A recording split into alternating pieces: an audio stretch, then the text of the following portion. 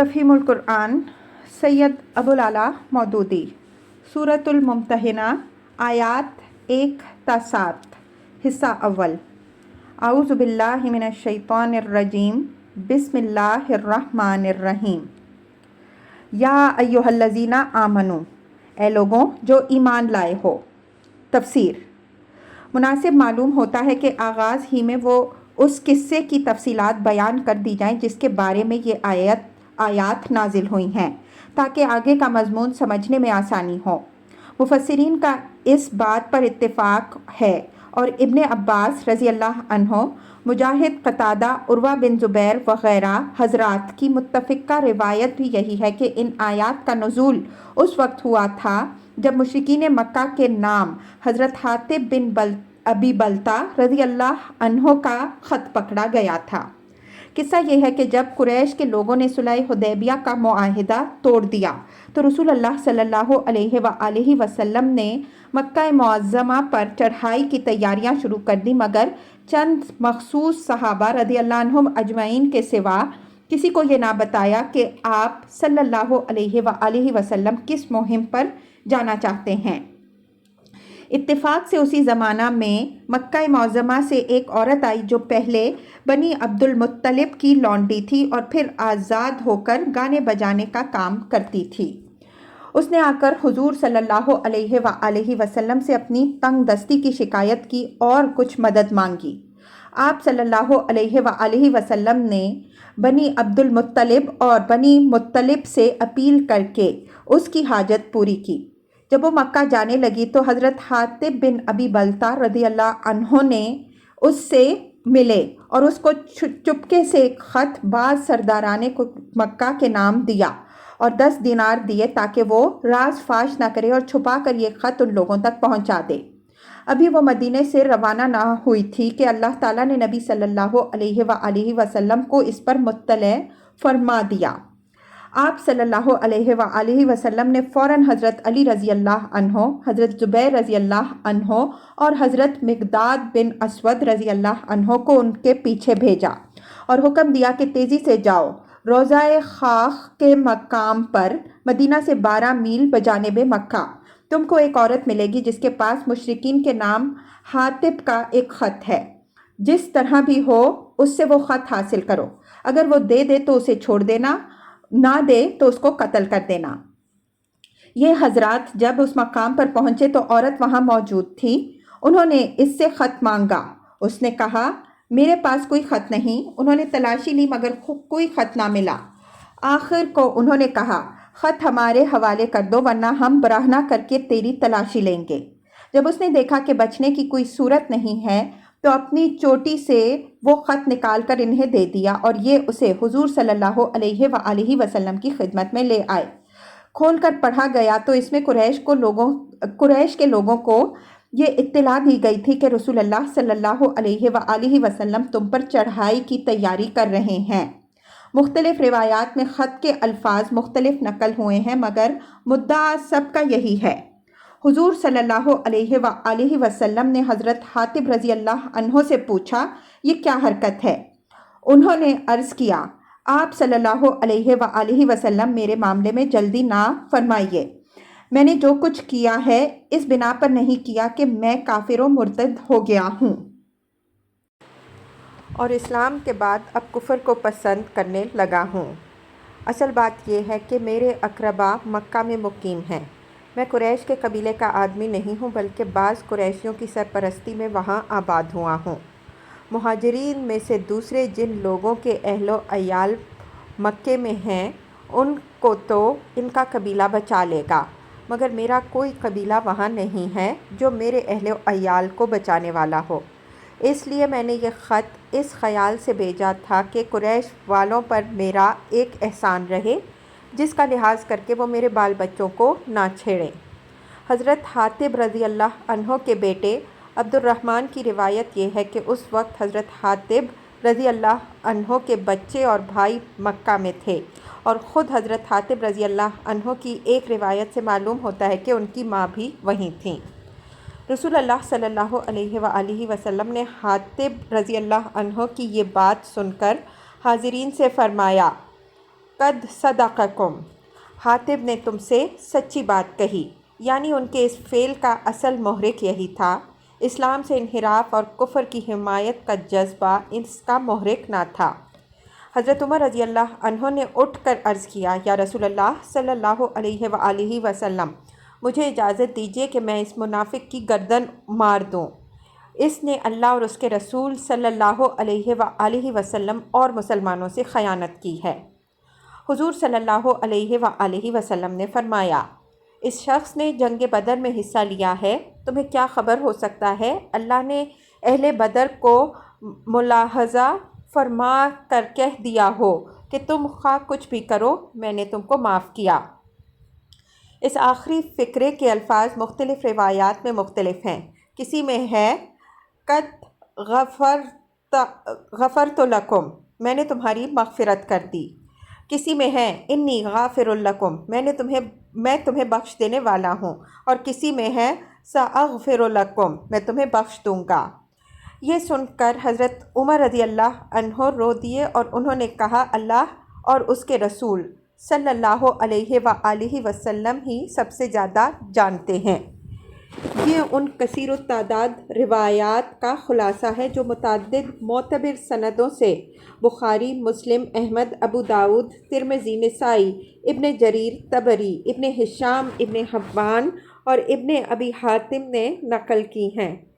ان میں سب سے زیادہ مستند روایت وہ ہے جو خود حضرت علی رضی اللہ عنہ کی زبان سے ان کے کاتب سیکریٹری عبید اللہ بن ابی رافع نے سنی، اور ان سے حضرت علی رضی اللہ عنہ کے پوتے حسن بن محمد بن حنفیہ نے سن کر بعد کے راویوں تک پہنچائی۔ ان میں سے کسی روایت میں بھی یہ تصریح نہیں ہے کہ حضرت حاتب رضی اللہ عنہ کا یہ عذر سن کر ان کو معاف کر دیا گیا، لیکن کسی کے ذریعے یہ بھی معلوم نہیں ہوتا کہ انہیں کوئی سزا دی گئی۔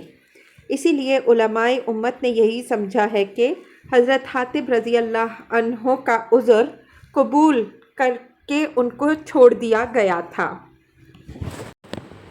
لا تتخذوا عدوی وعدوکم اولیاء تلقون الیہم بالمودۃ وقد کفروا بما جاءکم من الحق یخرجون الرسول وایاکم ان تؤمنوا بربکم ان کنتم خرجتم جہادا فی سبیلی وابتغاء مرضاتی۔ اگر تم میری راہ میں جہاد کے لیے اور میری رضا جوئی کی خاطر وطن چھوڑ کر گھروں سے نکلے ہو تو میرے اور اپنے دشمنوں کو دوست نہ بناؤ۔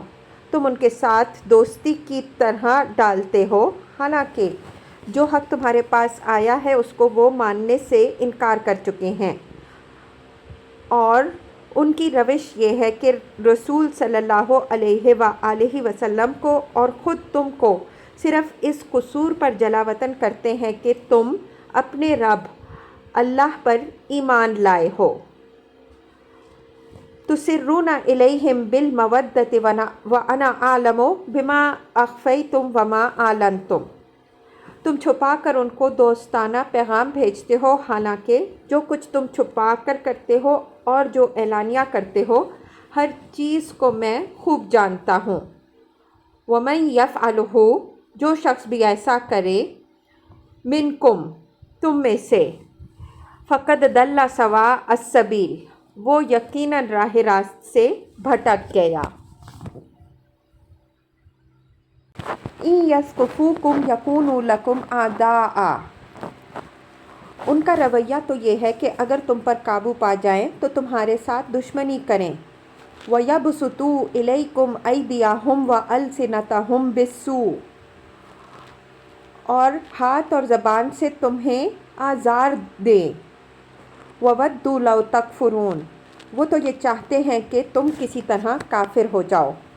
تفسیر: یہاں تک جو کچھ ارشاد ہوا ہے اور آگے اسی سلسلے میں جو کچھ آ رہا ہے، اگرچہ اس کے نزول کا موقع حضرت حاتب رضی اللہ عنہ ہی کا واقعہ تھا، لیکن اللہ تعالیٰ نے تنہا انہی کے مقدمے پہ کلام فرمانے کے بجائے تمام اہل ایمان کو ہمیشہ ہمیشہ کے لیے یہ درس دیا ہے کہ کفر و اسلام کا جہاں مقابلہ ہو اور جہاں کچھ لوگ اہل ایمان سے ان کے مسلمان ہونے کی بنا پر دشمنی کر رہے ہوں، وہاں کسی شخص کا کسی غرض اور کسی مصلحت سے بھی کوئی ایسا کام کرنا جس سے اسلام کے مفاد کو نقصان پہنچتا ہو اور کفر و کفار کے مفاد کی خدمت ہوتی ہو، ایمان کے منافی حرکت ہے۔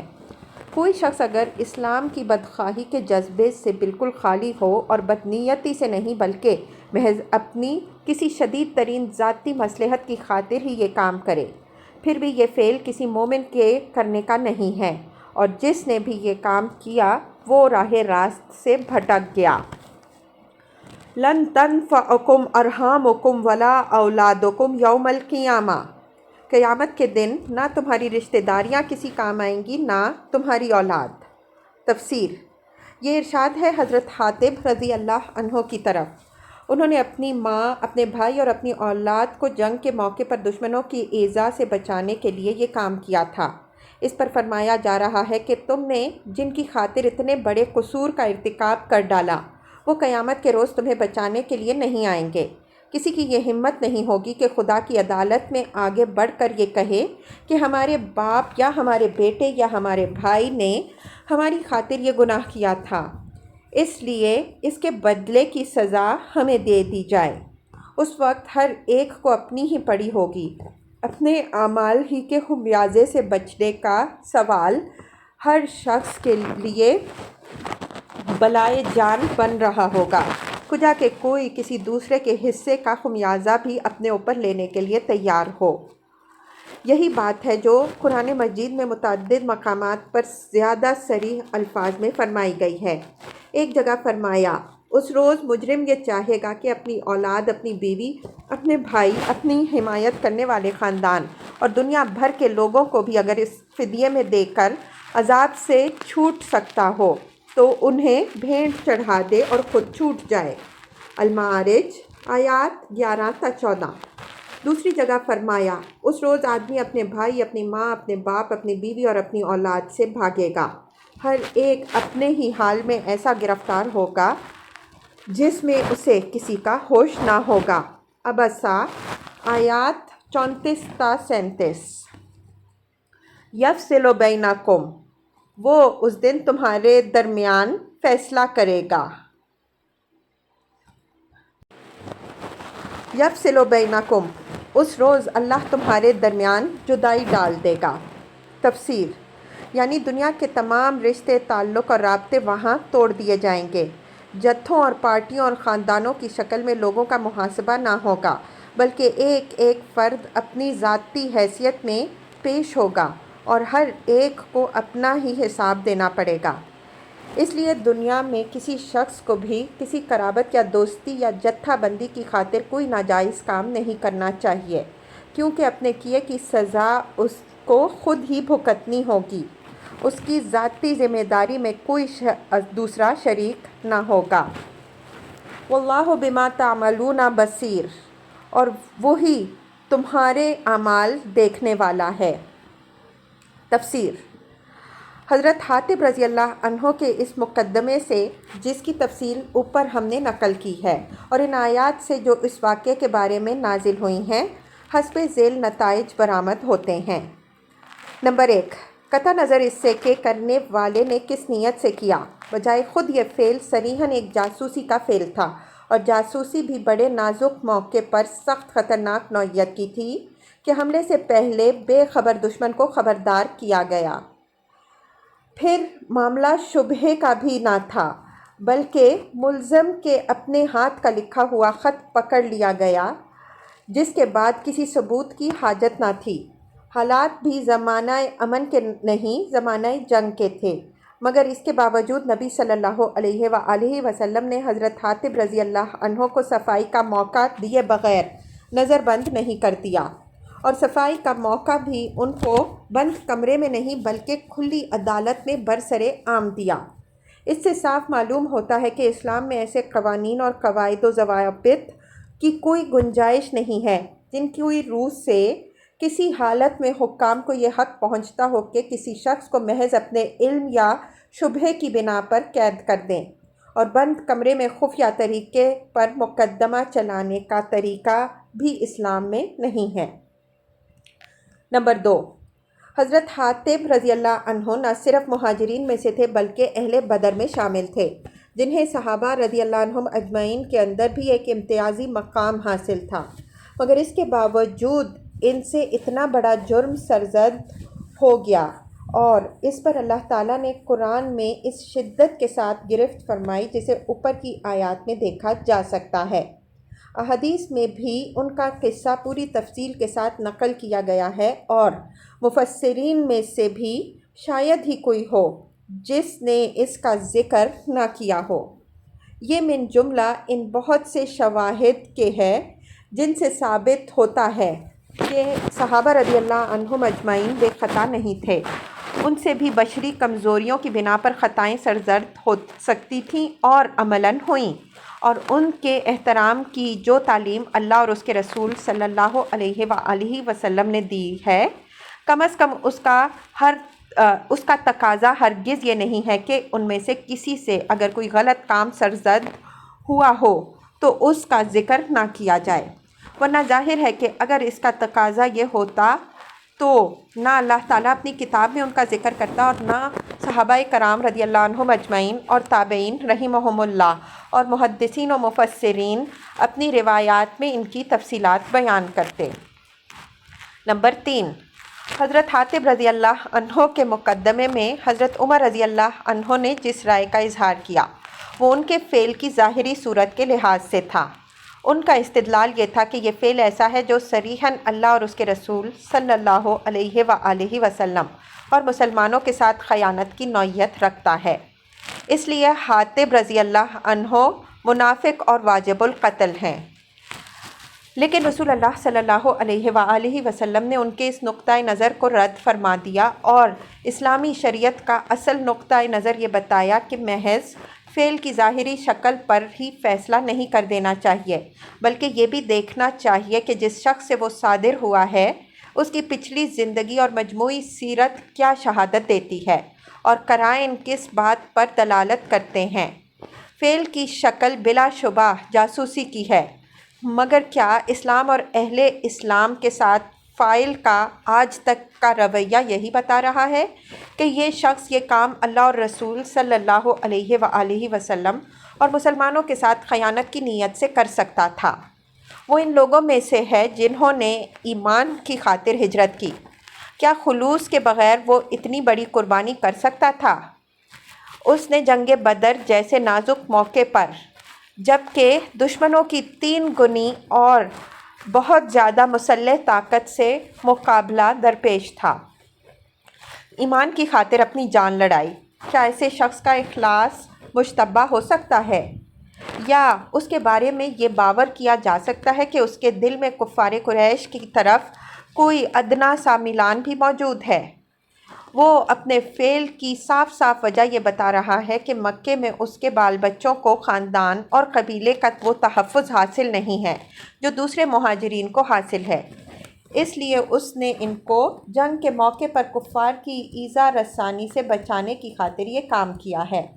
حقائق اس کی تائید کرتے ہیں کہ فی الواقع مکے میں اس کا کوئی قبیلہ نہیں ہے، اور یہ بھی معلوم ہے کہ واقعی اس کے بال بچے وہاں موجود ہیں، اس لیے کوئی وجہ نہیں ہے کہ اس کے اس بیان کو جھوٹا سمجھا جائے اور یہ رائے قائم کی جائے کہ اس کے اس فعل کا اصل محرک یہ نہ تھا بلکہ خیانت ہی کا ارادہ اس کے اندر پایا جاتا تھا۔ بلا شبہ ایک مخلص مسلمان کے لیے نیک نیتی سے بھی یہ حرکت جائز نہیں ہے کہ وہ محض اپنے ذاتی مفاد کی خاطر دشمنوں کو مسلمانوں کے جنگی منصوبوں کی خبر باہم پہنچائے، لیکن مخلص کی غلطی اور منافق کی غداری میں بڑا فرق ہے۔ محض نوعیت فعل کی بنا پر دونوں کی ایک ہی سزا نہیں ہو سکتی۔ یہ تھا اس مقدمے میں رسول اللہ صلی اللہ علیہ وآلہ وسلم کا فیصلہ، اور اللہ تعالیٰ نے سورہ ممتحنہ کی ان آیات میں اس کی تائید فرمائی۔ اوپر کی تینوں آیات کو غور سے پڑھیے تو صاف محسوس ہوگا کہ ان میں حضرت حاتب رضی اللہ عنہ پر عتاب تو ضرور فرمایا گیا ہے، مگر یہ عتاب اس طرز کا ہے جو ایک مومن کے لیے ہوتا ہے، نہ کہ وہ جو ایک منافق کے لیے ہوا کرتا ہے۔ مزید برآں ان کے لیے کوئی مالی یا جسمانی سزا تجویز نہیں کی گئی، بلکہ اعلانیہ سخت زجر و توبیخ کر کے چھوڑ دیا گیا ہے، جس کے معنی یہ ہیں کہ مسلم معاشرے میں ایک خطا کار مومن کی عزت کو بٹا لگ جانا اور اس کے اعتماد پر حرف آ جانا بھی اس کے لیے ایک بڑی سزا ہے۔